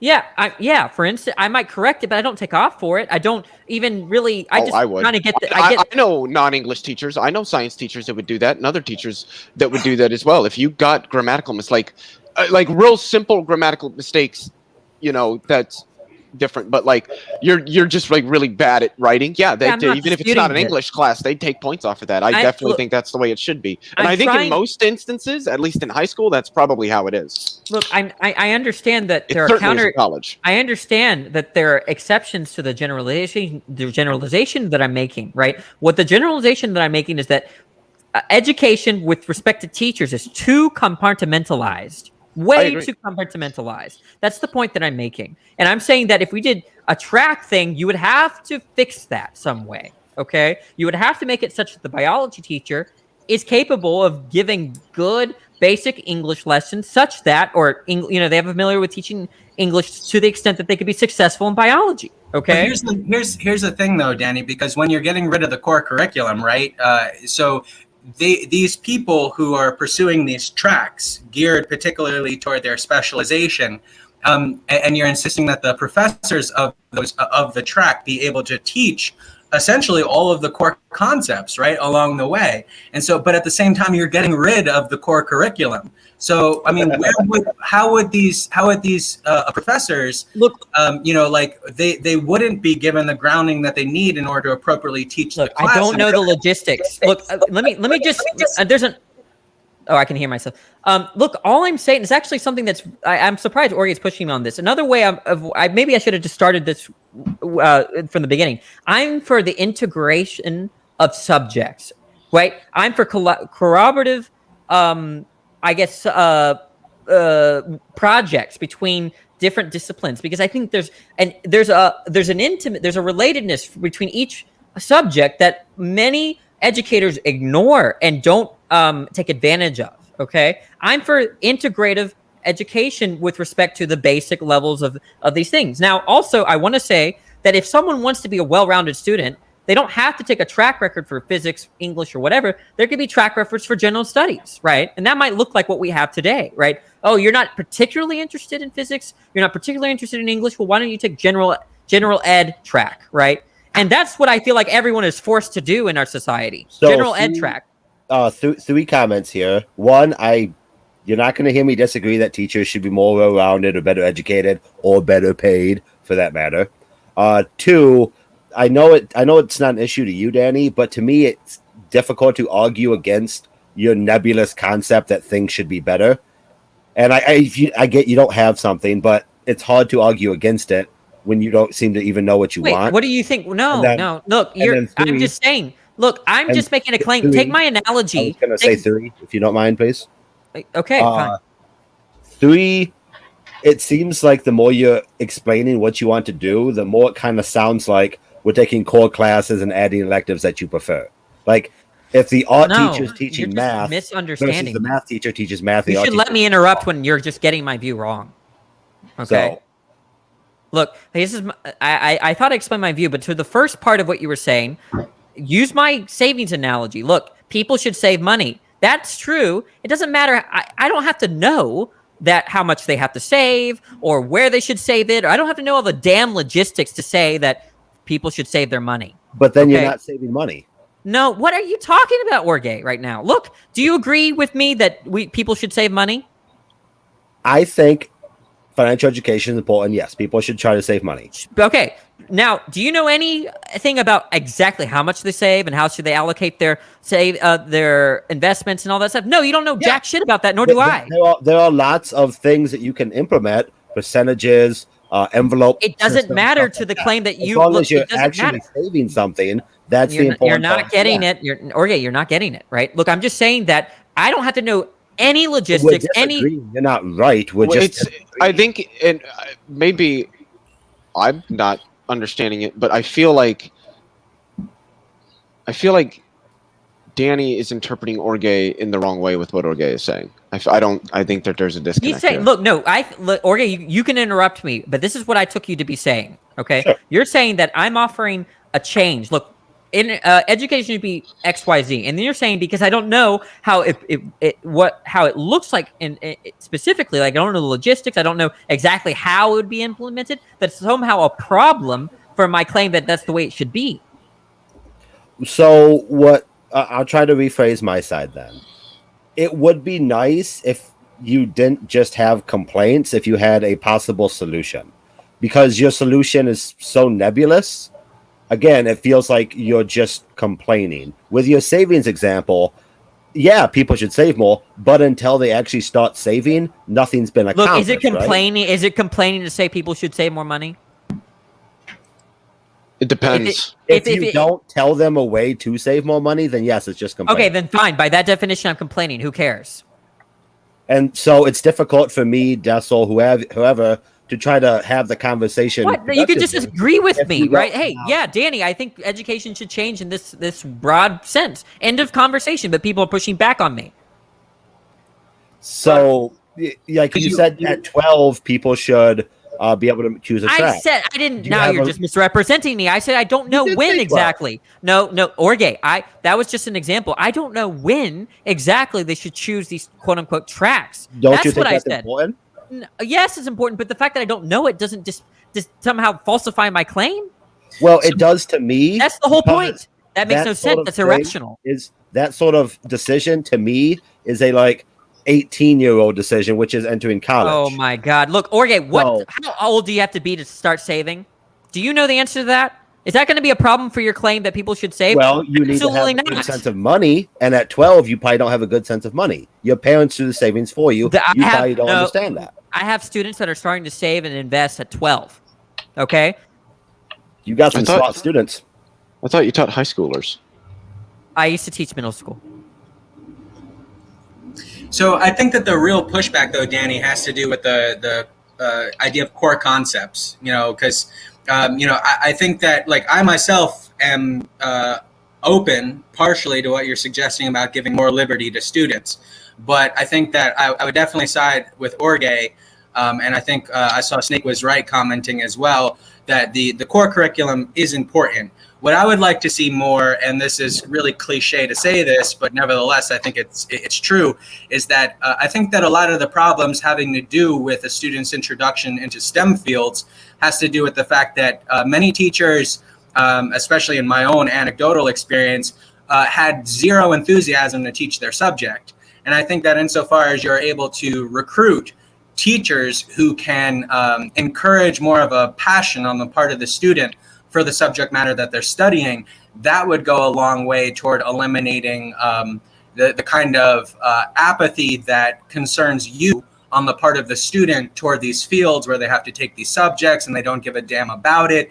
If we could introduce teachers that are able to cultivate a passion in that student for those subjects, they would have a better time and learn the essential things that are important to learn. I agree. Danny, before you go, I just wanted to apologize. Dessel's right. I did kind of take this subject. I did take it off subject, so I apologize for that. So we should stay more. What did you do wrong? I don't know what you did wrong exactly. Well, I took I diverted the subject off to a solution when we should have been focusing on the core. So Dessel's right. My bad. I don't have a problem with what you were trying to do. I think I understand what your concern was. I was just disputing that it shouldn't be a concern. But the Dessel, I think that that definitely helps. I think that, but the thing is that I think that's true whether you take my model, whether it's effective or not, or you take the status quo model.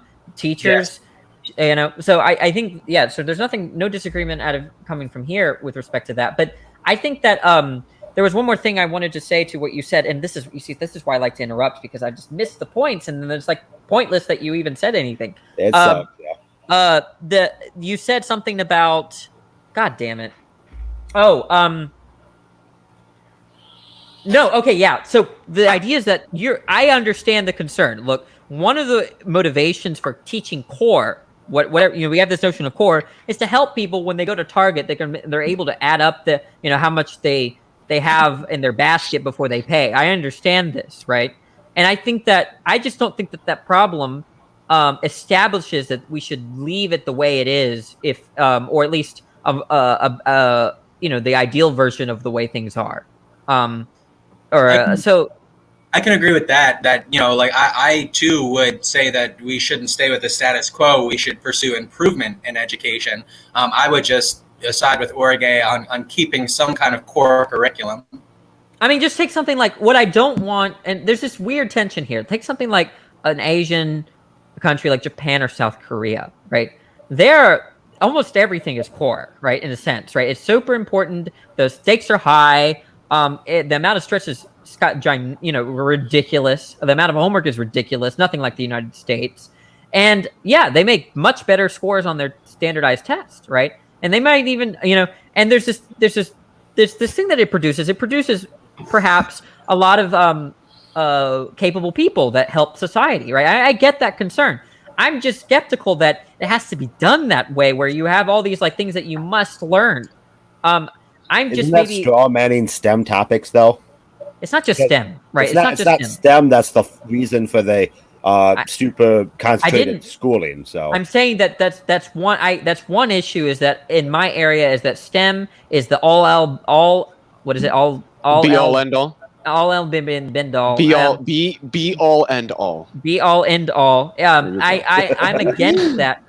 But now I'm just saying that in not just with respect to STEM, but in South Korea, everything, STEM is not the only thing that's emphasized, in the way that my district we emphasize STEM. It's everything is emphasized, right? You can't fail anything, right? You can't, every test, it's this ridiculous standard.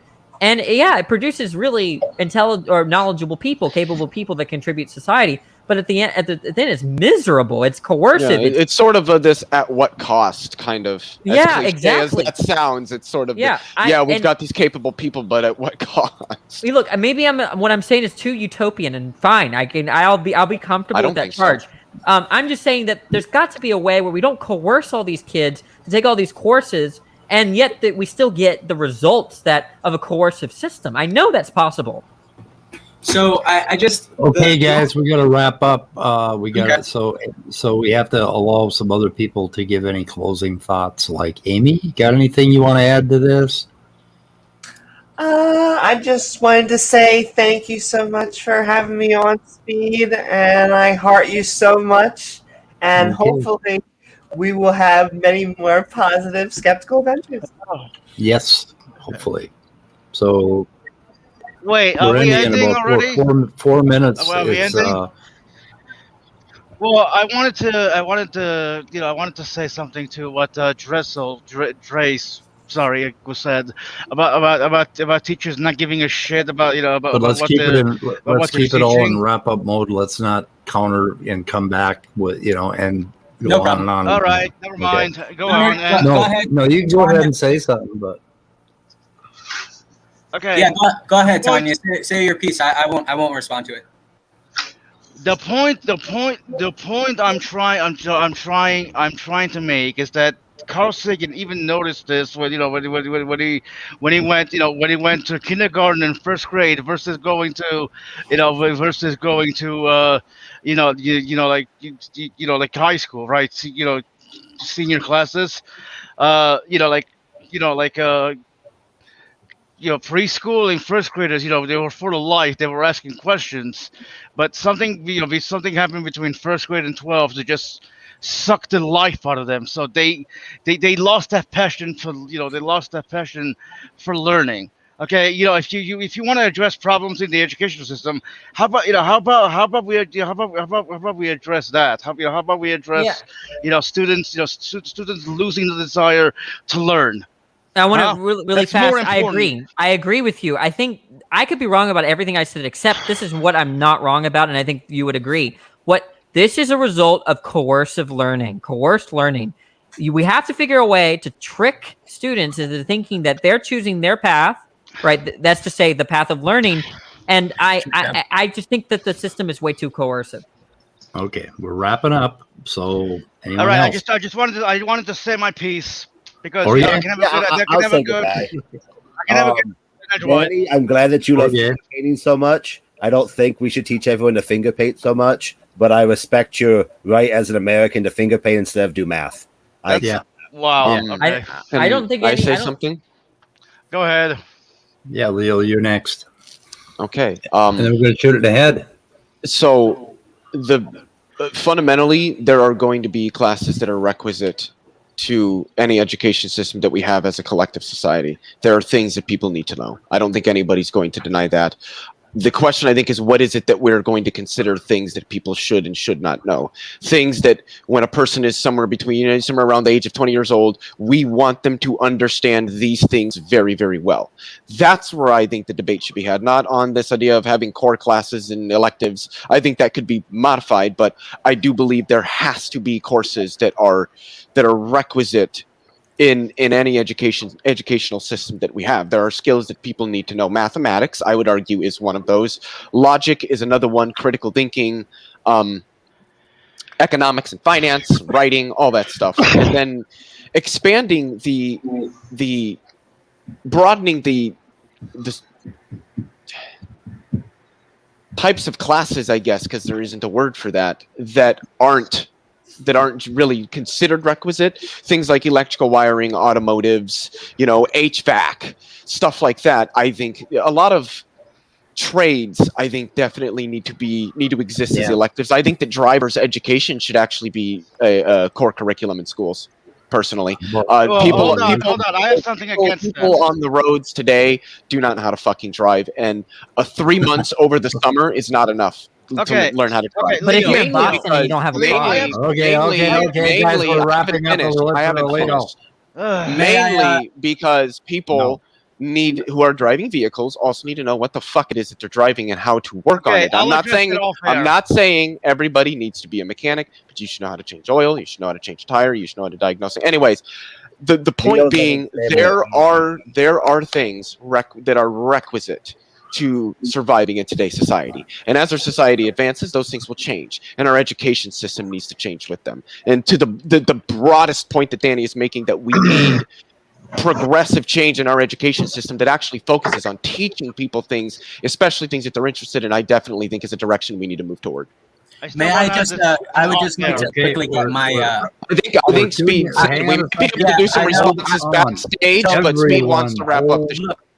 Because what I'm trying to do is I just want to wrap up really quick. I was trying to help you, but sure, put me backstage. Yeah, Leo, I want to talk to you after the stream is done because. Well, I'm only going to be around for about 5 minutes, so it's going to have to be quick. Well, that's okay. They won't. Okay, hang on a second. Grace, and then David is going to go. Yeah, so I just wanted to. Yeah, I wanted to wrap up really quick.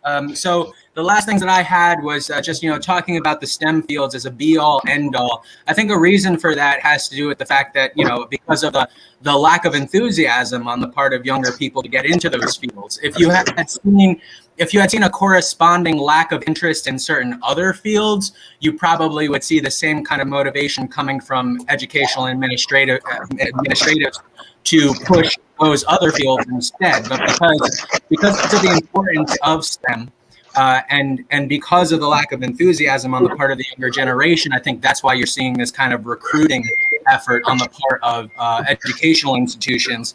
And the last thing I wanted to say was that, again, I just think that this whole matter about coercing students, I don't think that is a problem at a young age, introducing them to things that are necessary. And insofar as they're necessary, I think the true solution to that is the active campaign to recruit teachers that can encourage passion on the part of their students for these subject matters, and they would feel a lot better about pursuing these courses and participating in them if they were able to actually have some kind of fulfilling experience engaging in that rather than being bored the entire time. And that's all I have. Okay, David. You have anything? Nope, just thanks for having me. I enjoyed the conversation. There was way too much that we just talked about, and I won't even bother commenting. What is that noise? What is that noise? Is that Leo? That's not me. I have a headset, buddy. Okay. Who the hell is it? I think it might have been Orgate. I wasn't muted. Yep. Okay. All Okay. right. Okay, guys. Okay, we're killing it. We're shooting it in the head. Yeah. Goodbye, cruel world. Let me see here. Goodbye, everyone. Goodbye. Okay, I want to. Okay.